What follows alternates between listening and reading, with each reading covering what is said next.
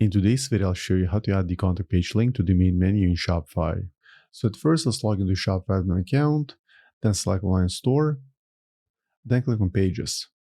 As you can see on my site, I'm missing the contact page, so let's go ahead and add one. But I click on Add Page. Now let's create a title. Let's call it Contact Us. Then on the right side of the screen, under Template, click on Drop Down, then select Contact, and then change the visibility from hidden to visible, then save the changes. Once the page was created, on the left side of the screen, click on Content, Menus, then click on Main Menu. Right in here, click on the Add Menu item. Let's call it Contact Us. Now click on Link, then select Pages, then click on Contact Us page, then click on Save. Now allow a few minutes for the changes to update, then go back to your website and try refreshing it. And as you can see, the Contact Us page link was successfully added to the main menu.